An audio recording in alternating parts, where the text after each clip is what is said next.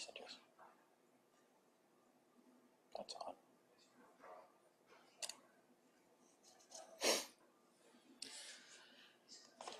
Well, good morning, everyone. It's good to be with you this morning as we're going to continue our look at the church and its relation to God and to Jesus. And we're going to begin this morning looking at some agricultural images that especially in the New Testament, but we'll see that they are not unique to the New Testament. God uses some of them in the Old Testament as well, and so again, kind of drawing upon that. Before we get started, Linda's home. She's not feeling well today. Bill mentioned in the chat that Sandy's got a sore throat this morning. So prayers for them. And are there any other updates or announcements? We've got some travelers coming up for spring breaks, because of course they're all different times at different points in the year. So, or different times in different places, I guess is what I really meant to say. Anything else? All right, let's go ahead and begin with a word of prayer. Our Lord and God, Father, we thank you for an opportunity to gather here together. We thank you, Lord, for this church, that we can draw strength from one another and encouragement. We thank you for your foresight in giving us the church. And as we this morning continue our study of the church and who we are and our relationship to you and to your Son, we ask that you bless us in this study. Please, Father, be with those who can't be with us for whatever reason. Ask that you might remove those things that are keeping them from a fuller fellowship. And Lord, please be with all of those who are on our prayer list, those that are some struggling with long-term illness, some struggling with injuries and surgeries or upcoming surgeries. And we pray your blessing be upon them and help them at this time. Lord, please continue to go with us. In Christ's name, amen. All right, so we're going to first start off with the agricultural image of vines and vineyards. And this is something that is very prevalent both in the Old and the New Testament in regards to God's relationship with his people. For example, a large portion of Psalm 80 is dedicated to this theme. And so again, God, and Jesus especially, because of course most of his work was done with the Jewish peoples, drawing on these images that they would have already been aware of, just kind of removes another one of those roadblocks to understanding. But in Psalm 80, beginning in verse 8, for example, it says, "You removed the vine from Egypt, and you drove out the nations and planted it." And he speaks of planting the vine, that being of Israel. So it's not exactly the same usage. But again, if we look down farther, in verse 15, there's a messianic turn to this. It says, "Even the shoot which your right hand has planted, and the son whom you have strengthened for yourself."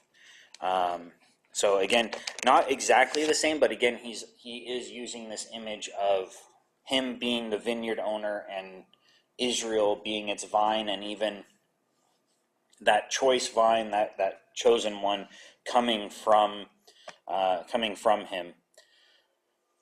Probably one of the most known and most picturesque usages of this is in John chapter 15. And it's there that Jesus speaks of himself being the vine and the followers, the disciples, being the branches. And so let's take a look at that passage, John chapter 15, and it's verses 1 through 11. And if I might ask somebody to go ahead and just read that for us, please.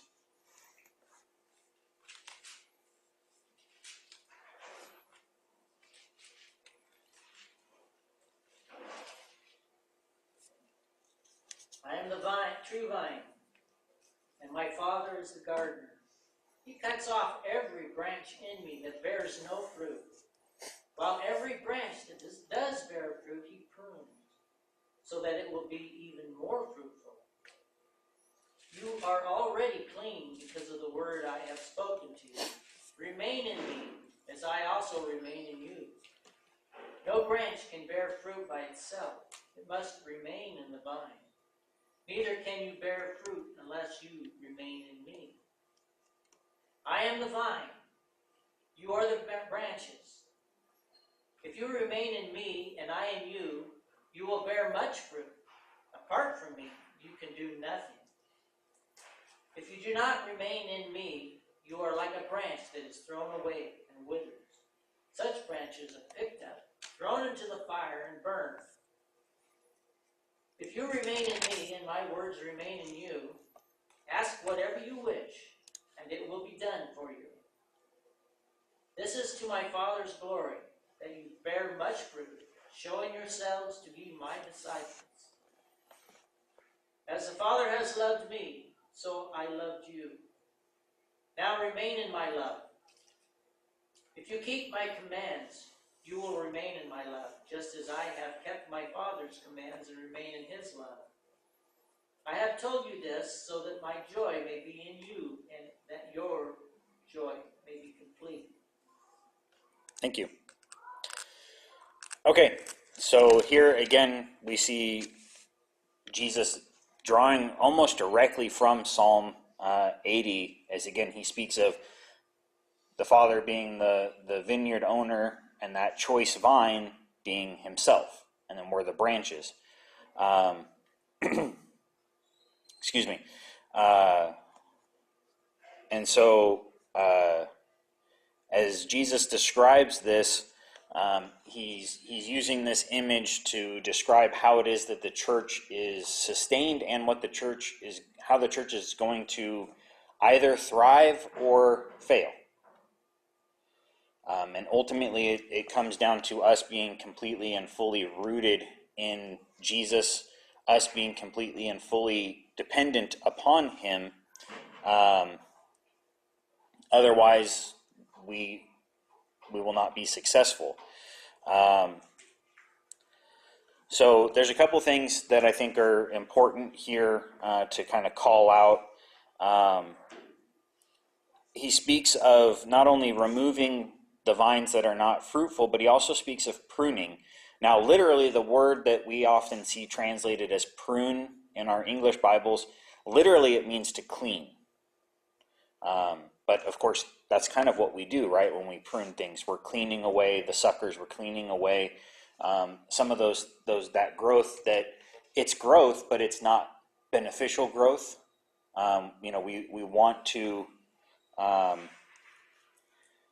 We want to encourage growth in certain directions, or we don't want the plant to spend its energy, for example, making a bunch of little branches with leaves rather than bearing fruit like it's supposed to. And so again, he talks about this, and I think it is important that we understand that even on a personal level, there are going to be times where we might get cut back. We might feel like we're being pulled back in our ministries and our walk with Jesus, not pulled away, but it might be that we're starting down a path that God says, no, that's not the way I want you to go. In the same way that a vine dresser would clean up those unbeneficial shoots and branches. Now he describes himself again as this vine, and he's very direct, isn't he? In verses 4 through 6, where he just flat out says, "You have to remain in me. You cannot survive without me." Right? When we think about vine-type plants, they're not dissimilar from a tree in ways, and the main vine, of course, is what's connected to the roots, right? That's what draws the nutrients from the soil and things. But the vine itself doesn't bear the fruit, right? You don't pick grapes directly from the vine, you pick them off of the branches, right? But if vine wasn't there pulling the nutrients from the soil, if the vine wasn't there pulling the water, there would be no shoots, there would be no branches, there'd be no fruit. And so, again, Jesus is identified with the church, with us, right? But we are not equivalent.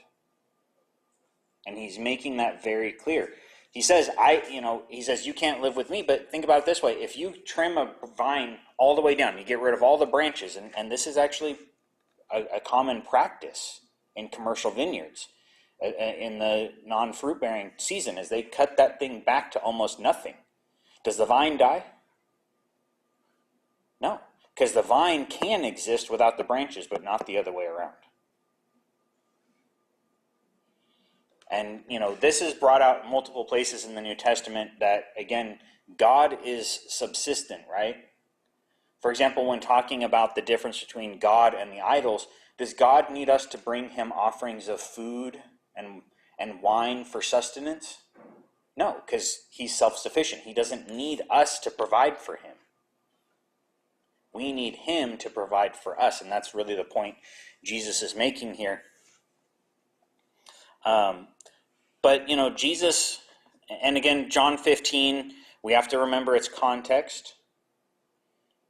He's being more forward with his speech here because he's not speaking publicly. Who's he speaking with in John 15? Go back to John 13. What happens in John 13, verse 1 and following?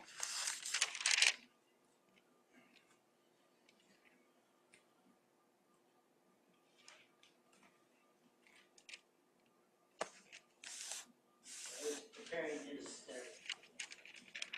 disciples for his death. Okay, but specifically in John 13 and verse 1, what are they doing? Washing his feet. That's the Passover. The Passover. This is the night of the betrayal. So following the meal, and John is the only one that gives us this insight, but from John chapter 13 through John chapter 18, Jesus is speaking only with the disciples in the upper room. And for the most part, he's only speaking to the 11, because in John 13, Judas departs to go make his final plans and preparations. Okay? And so what we see in John chapters 14, 15, 16, 17, and a part of 18 are more direct and more personal than a lot of Jesus' other teachings because of his audience. Okay? That's not to say Jesus wasn't direct with others, right? I mean, he calls the Pharisees broods of vipers. He's pretty direct at times, but there is a level to this, again, because of who he's speaking with. And he's, I see this also as a warning given his audience, right? What was the job of the apostles, especially after Jesus' death? To spread the news, right? To fulfill the Great Commission, to kickstart and support the church. But was it truly the disciples or the apostles that did that, or was it Jesus that actually did that? That really supported and built the church? Was it Jesus or the apostles? Christ. It's Jesus, right? They're human implements. And so again, there's a level to this. He's trying to also make sure that the apostles don't become full of themselves. Right? And this is a genuine concern, at least for two of them that we know of, right? The author of this account, for one. Right? What were James and John, what name did Jesus give them? Anybody remember? The sons of thunder. Why? Because they, like Peter, had some impulsiveness, but they were very zealous. In fact, it was James and John when in the gospel according to Luke, when they're traveling to Jerusalem. They're on this trip that's going to lead to this Passover, and the Samaritan cities were not wanting to receive them. It was James and John that went to Jesus and said, "Let us call fire and brimstone from heaven upon these cities." Yes, that John, the disciple of love, went to Jesus and said, "I want to kill all of these people." And Jesus had to say, "I didn't come here to kill people. I came here to save them."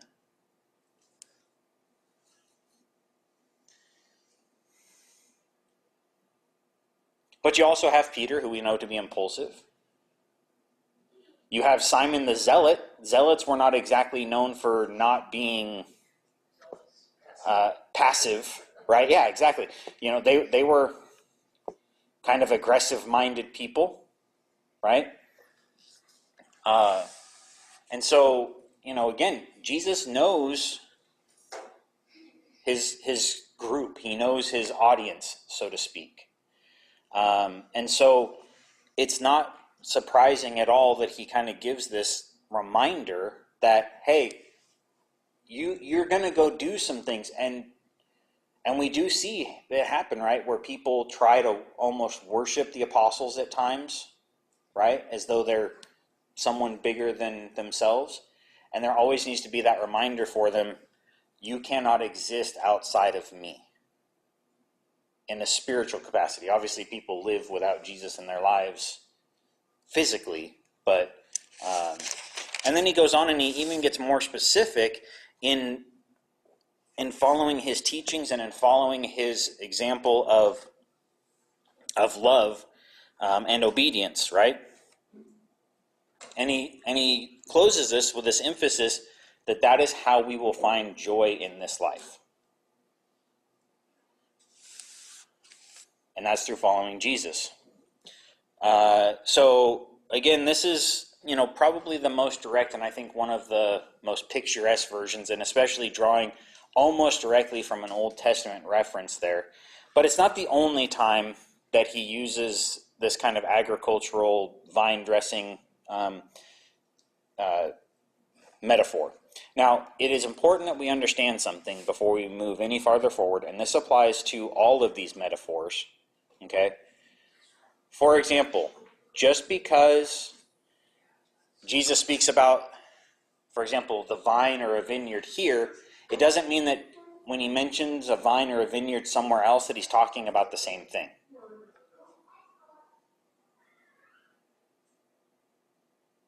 Okay? The vine is not always Jesus and the branches are not always the church. He's going to use, in fact, we're going to look at some passages in Matthew here where the vine and the vine dressing, and he's still using this image of a vineyard and vines, but he's not trying to teach the same point.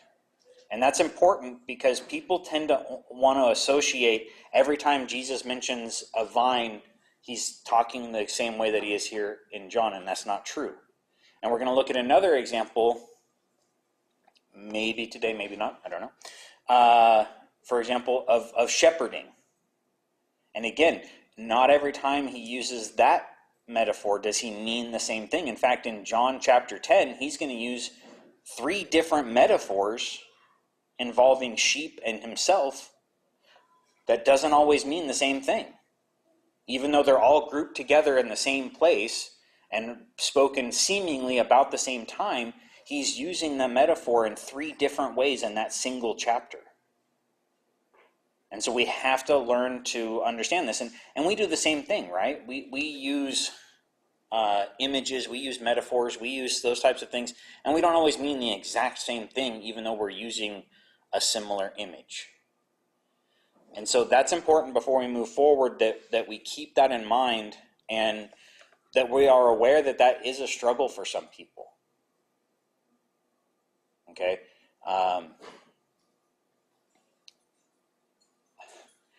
It's been my experience, and I don't know why we do this, right? It's been my experience that we, for example, can read a news article or we can read a novel or a book and somebody can use a turn of phrase or a metaphor or something. And we're like, oh, that's so picturesque and beautiful. And then we go over to the Bible and we read a turn of phrase or something. And we're like, what does that even mean? How am I a vine?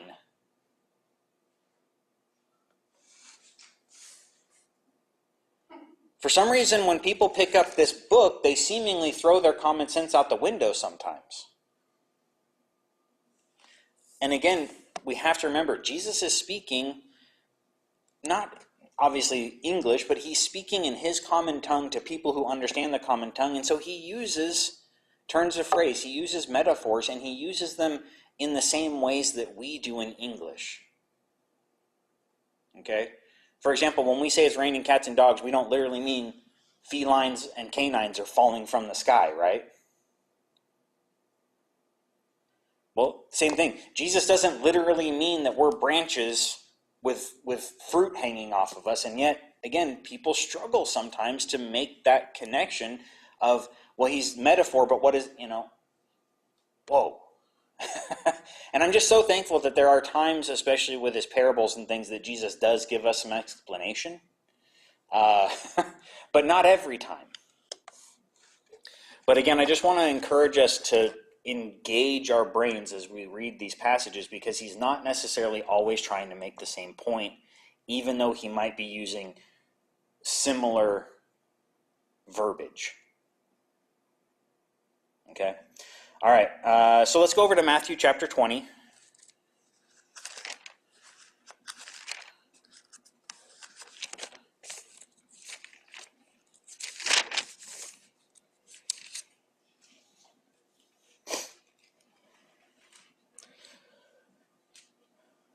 All right, so Matthew chapter 20, verses 1 through 16. This is the parable of the laborers in the vineyard.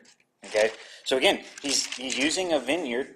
He's using this general metaphor of farming and specifically to vineyards, but he's not trying to make a point about the vines themselves at all in this parable.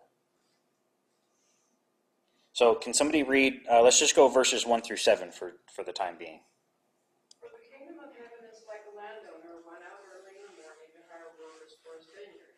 He agreed to pay them a denarius for the day and sent him into his vineyard. About 9 in the morning he went out and saw others standing in the marketplace doing nothing. He told them, "You also go and work in my vineyard, and I will pay you whatever is right." So they went. He went out again about noon, and about 3 in the afternoon, and did the same thing. About 5 in the afternoon he went out and found still others standing around. He asked them, "Why have you been standing here all day doing nothing?" "Because no one has hired us," they answered. He said to them, "You also go and work in my vineyard." When evening came, the owner of the vineyard said to his foreman, "Call all the workers and pay them their wages, beginning with the last ones hired and going on to the first." Okay, thank you. All right. So here we have this landowner. Now, chapter 20, verse 1 tells us what this parable is about. What's this parable about? The kingdom of heaven. Jesus uses this phrase a lot. Matthew uses it a lot, specifically in describing some of these parables. So what is this parable about? The kingdom of heaven, meaning the church, right? Because Jesus began his ministry saying the kingdom of heaven is at hand. And we've already talked pretty extensively about the usage of that phrase, kingdom of heaven. A kingdom already existed, right? And in fact, that was one of the things that the Jewish people were like, well, that's us, right? And Jesus is like, yes and no. He's, of course, speaking of the church more specifically. But again, this is one of those things that sometimes people, I think, gloss over. Jesus, when he tells a parable, has one thing in mind. He's teaching one thing.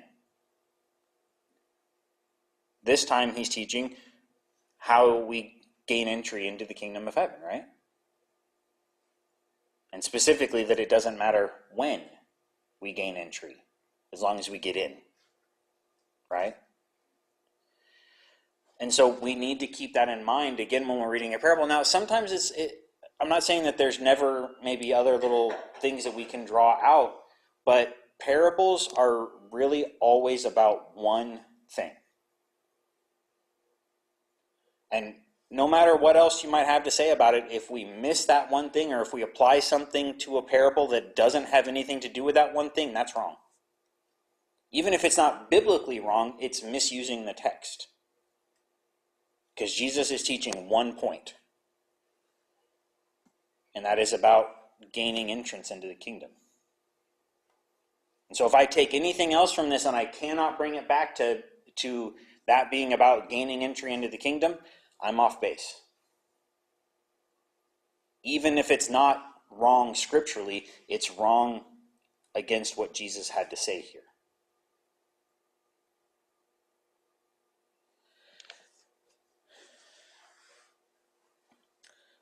So we've got this landowner, and of course this landowner is either Jesus or the Father. Take your pick. But he goes out and he hires people at different times of the day, right?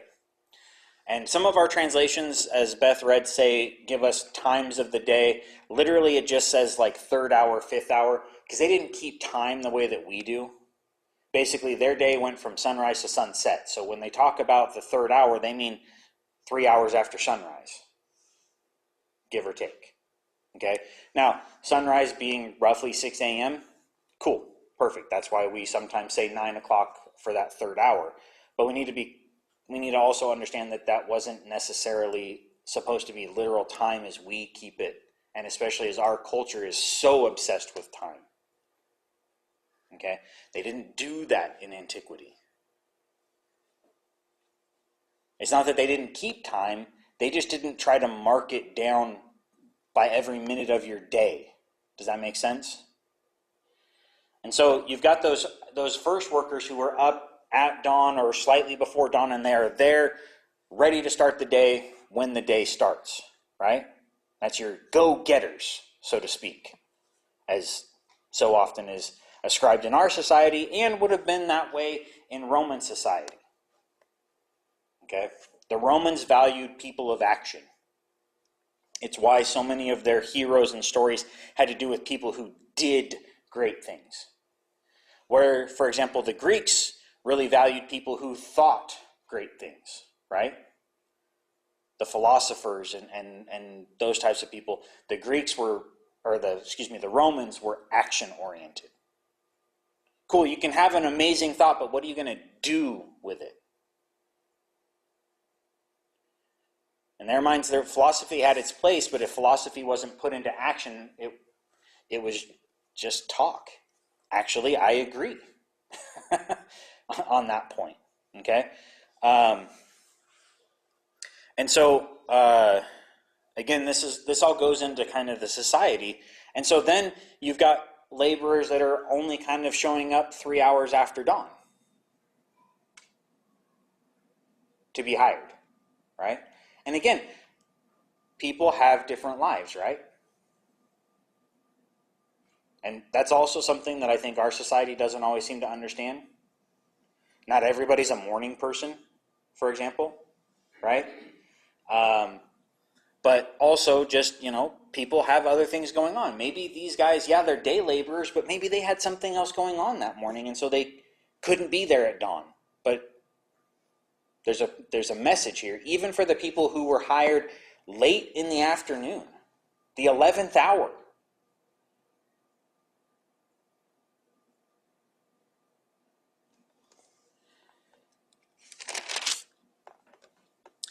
So we look in verses 8 and following, and the laborers are called and they're paid, starting with those that were hired last.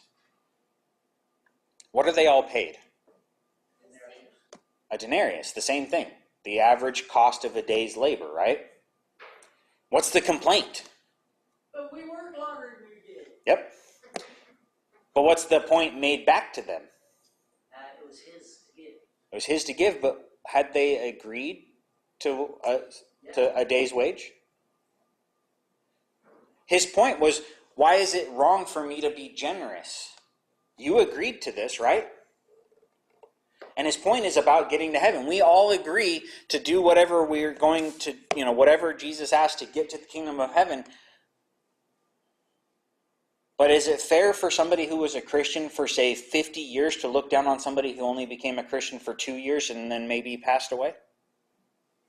Is there not room in heaven for that person who comes to Jesus late in life, or maybe whose life is cut short?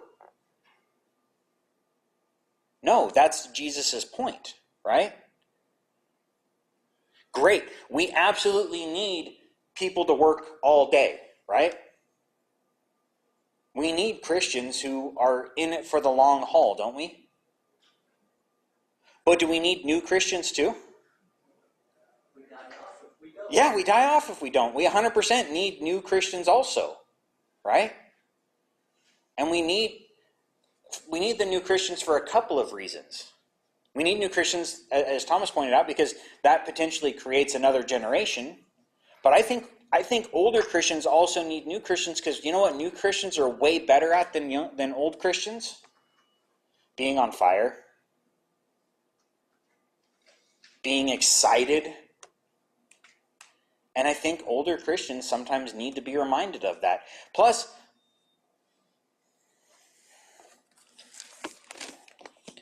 okay, I'm going to hold this up here. Give me a second. I'm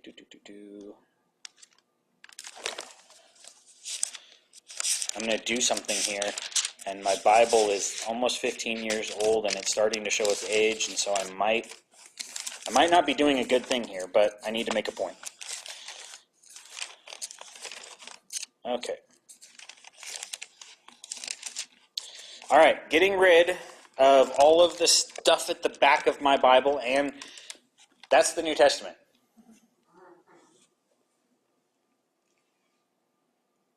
Okay, Jesus died in roughly 33 AD, right?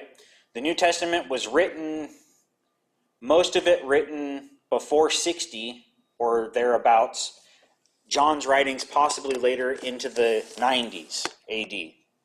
So it's still written 1900 years ago, right?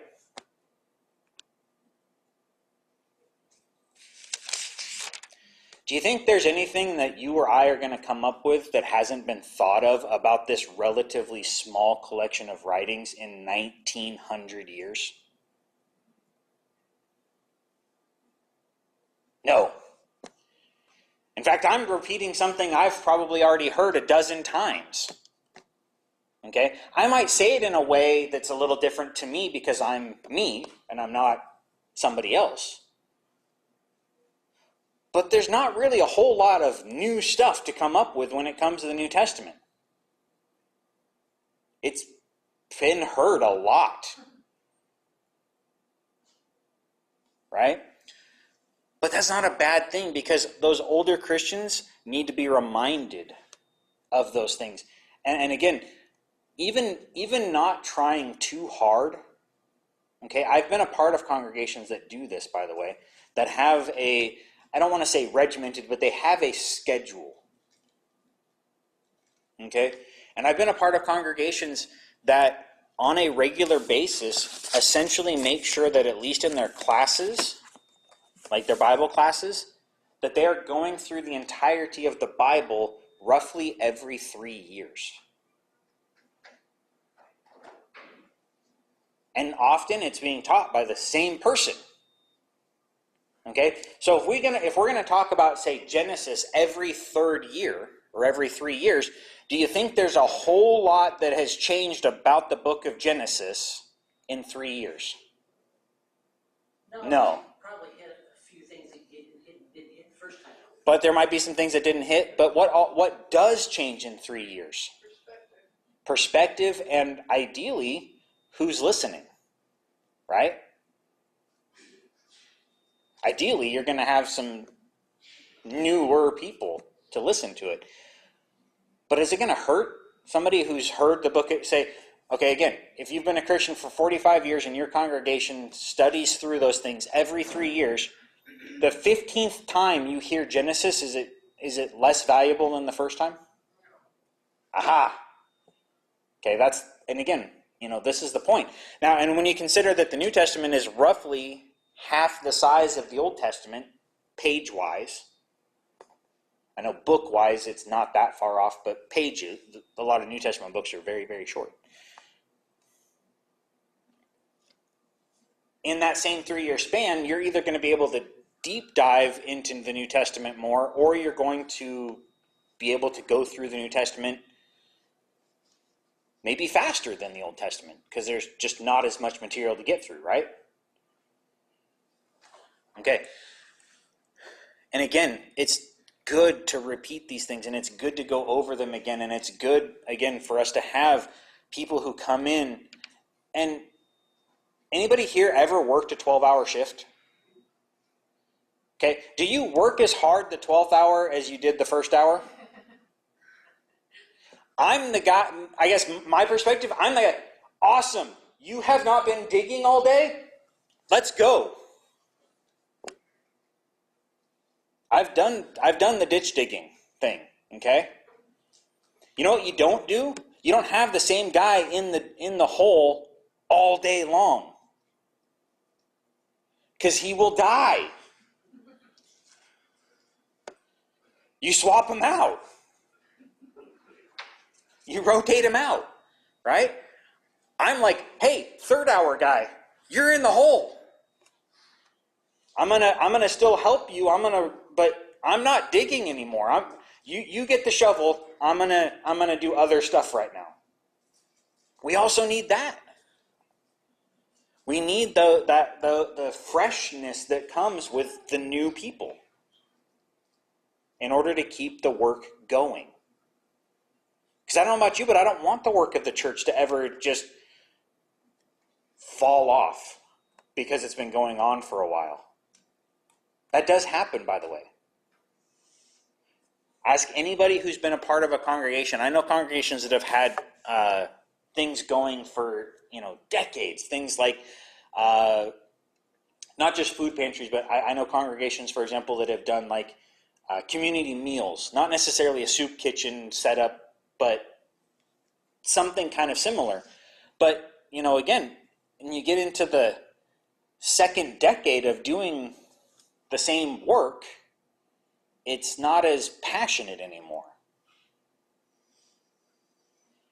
But that's another reason you need to keep bringing new people in. It keeps that passion level high. Because maybe I've been helping to put together these meals for 10 or 15 years, and so it's just what I do every Thursday. And you know what? Great, because I can probably see those people who are coming in for that meal and go, oh, John, how are you doing this week? But it's also not going to be the same as the guy who just started last year and who's still just cranked up about this opportunity to help people, right? One of my favorite things that I've ever heard said, and it was by an older preacher, he said, the absolute best thing about ministry is the people. And the absolute worst thing about ministry is the people. It's just the truth, right? There are going to be people who just make us go over the moon, and there are going to be people who break our hearts. And it's a sad fact that sometimes when our hearts get broken, it pulls a little bit of us away from the work that broke our hearts, right? And so again, we need that revival. We need those people who can show us that and remind us that, okay, I've had my heart broken, but that doesn't mean that everybody here is trying to break my heart. And that's a thing that happens a lot, by the way, with ministers. Do you know right now in the United States, the average lifespan of a minister is less than 5 years?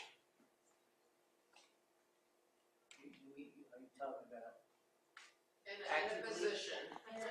Being a minister at all. Not even with a single congregation. Being a minister, the average is less than 5 years. Is that Church of Christ? Or That's everything. across the board? Because we don't really have a big enough cross-section for people to do a lot of studies about the church itself. Bill says career life. Yeah. So again, that's not even just 5 years with a single congregation and they move to another church and start their that's start to I'm not doing this anymore. The average is less than 5 years. And it's again because of that burnout. And again, that's why we need those new laborers. And at the same time, I understand the sentiment expressed there, right? Why are they getting the same thing? But how many of us really, and again, Jesus is trying to kind of show us here, he's intentionally kind of calling us out on this, that, again, we're looking at it from an earthly standpoint, but how many of us are genuinely going to stand there at the gates of heaven and go, he was only a Christian for 2 years, I did it for 25. No, we're like, come on in, let's do this, right? Eternity, it's great. I hope, anyways. But he's just trying to show us how overly small focus we can get sometimes. Because we're only thinking about our situation right now. We don't always see the bigger picture. And again, the danger that comes with only thinking about what I'm getting out of the situation, right?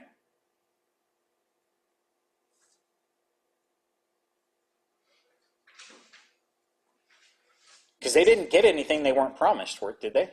They got exactly what they were promised. He didn't short them. He was just very generous with the others. And Jesus makes another point of this when he tells another parable, for example, about the two servants. One was forgiven a rather small debt, and the other was forgiven a much larger debt. Again, that's not being unfair. Just because, for example, that Lord, okay, say if you $50 and $500. Well, you only forgave me $50. Well, the Lord doesn't have to pay you $450 to forgive your debt, right? Your debt was forgiven. It's kind of the same mentality. And again, we have to be cautious of falling into this wrong mindset. All right. In Matthew chapter 21, so not exactly right after this, but relatively close time frame, and at least in the opening on my Bible, it's the same opening, at least, for one parable ends and another begins. In Matthew 21 and verse 28, he begins this parable of the two sons. And this is where the father comes to the two sons and he tells the first one, go work in the vineyard, and he says, what? He says, I'll go, but what does he do? He doesn't go. And he says to the second son, go to the vineyard, and what does he say? No, but what does he do? He goes. Okay? Now, again, we're still talking farming, we're still talking agriculture, we're still talking a vineyard, but is he talking about the vineyard in the same way here? No. Okay? And again, this one's about our actions, right? And here, Jesus kind of ramps up the importance of this. Look at verse 32 of Matthew chapter 21. Can somebody read verse 32 for us? For John came to you in the way of righteousness, and you did not believe him, but the tax collectors and prostitutes did believe him, and you, seeing this, did not even feel remorse afterward so as to believe him. Oh. Remember, being a tax collector then and now is not necessarily sinful as long as you do the job with integrity. But how do we think about people who are tax collectors? Are they our favoritist people? Right? We're coming up on the day, aren't we? We're all excited for April 15th, aren't we? It's our favorite day of the year, isn't it? That's Christmas for the federal government.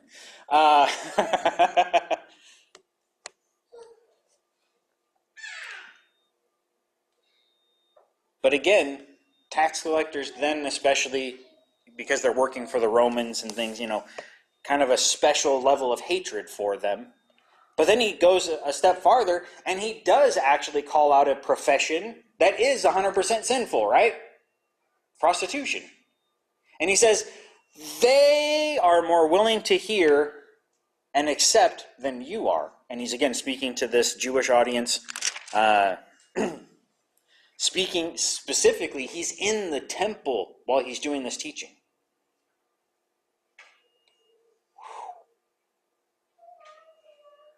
Some heavy words here by Jesus. But again, his emphasis is, of course, that it's not about what we say, it's about what we do, isn't it? Right? Because the first son said, yeah, Dad, I got you, and then goes and does whatever he wants to do. But the second son starts off by saying, no, I'm not going to do that, and then feels bad about that and goes and does what the father wants.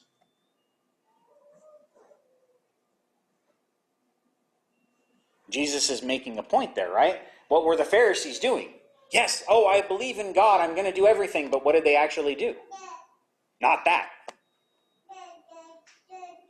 Okay, we are out of time, and I know we've got a lot of little ones out there in the classes and stuff, so I don't want to go too far over and make a burden upon our teachers. So we're going to go ahead and pause here, and we're going to pick up, Lord willing, next week, looking a little bit more at this one, and then one more usage of a vineyard also right here in Matthew chapter 21. But again, Jesus wants us to, understand these things, and that's why he used these things that we understand, like vineyards and fields and things. So, all right, thank you very much. And we have worship at 11, right? Yeah, worship is at 11, so we got about 15 minutes to get ourselves ready.